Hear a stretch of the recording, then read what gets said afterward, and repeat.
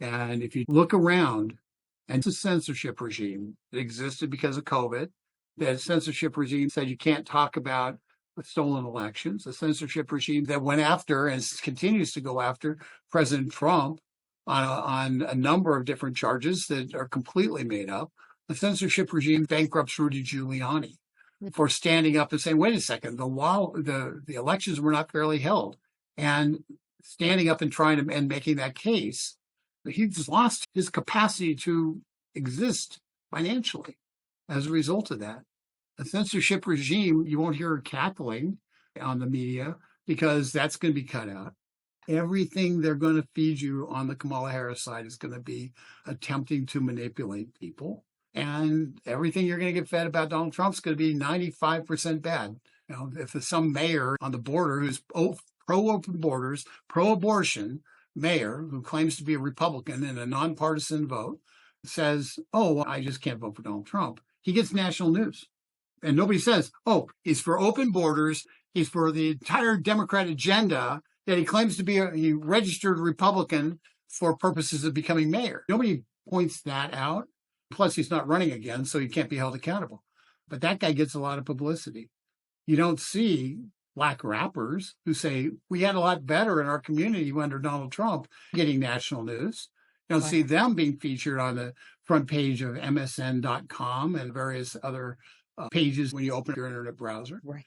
It's our job as those who are informed to be the counterculture, to be the voice of truth. And it's not different than what we're called to do in the Bible, to be the voice of truth in a world that loves darkness, to be the light in a world of darkness. That's what we're supposed to do, because when the light comes on, the people who are purveyors of falsehood scatter like roaches. And the people who are attracted to the light. Rick, thank you so much. I have just really been blessed by everything that you've said today.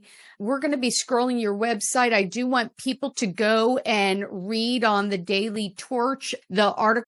That's a major thing she was associated with. They have attempted to erase her culpability. They've also figured out how to slow the number of people coming across the border in the last few months.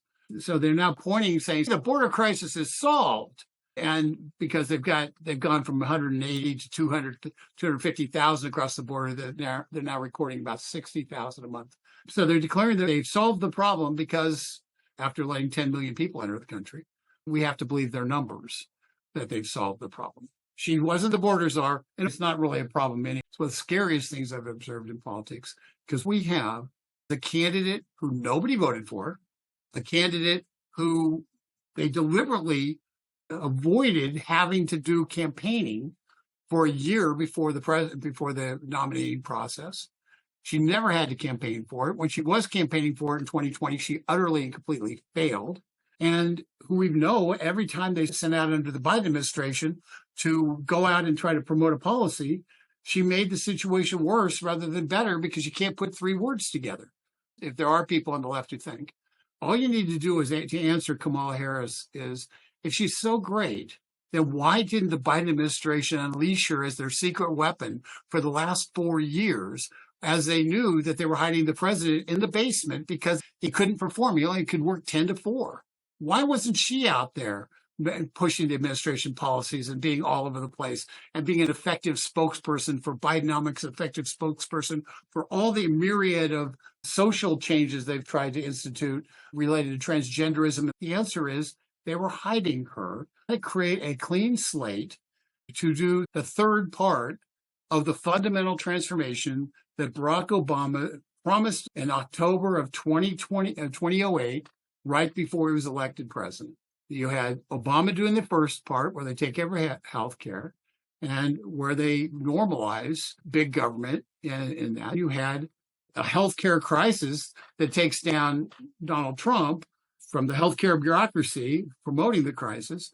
Then you have Joe Biden, who's the third Obama term, is the second wave. The other thing they took over under Obama is they took over the banking system and the capital system through Dodd-Frank. Under Biden, what are they doing? They took over, they created a censorship regime that made it so they could take over speech because they controlled the media, the mass media by and large.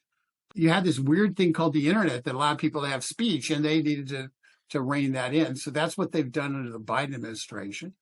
They did the Inflation Reduction Act, which was nothing more than the Green New Deal, and have implemented, tried to eliminate the fossil fuels sector in this country, recognizing that Obama eliminated coal, even though we still use a little of it. You can't get money from the banking sector to pay for a new coal mine or to pay for a utility, a power plant that burns coal. So they've effectively driven coal out of the marketplace. They're looking to do the same thing with natural gas right now, which is the number one means of having electricity generation in this country. So they're killing electricity generation on one side, and they are on the other side mandating electricity usage. They understand that we need to double electricity capacity over the next 10 years to meet the electricity demands if they're going to do all the electric cars and everything. They know that.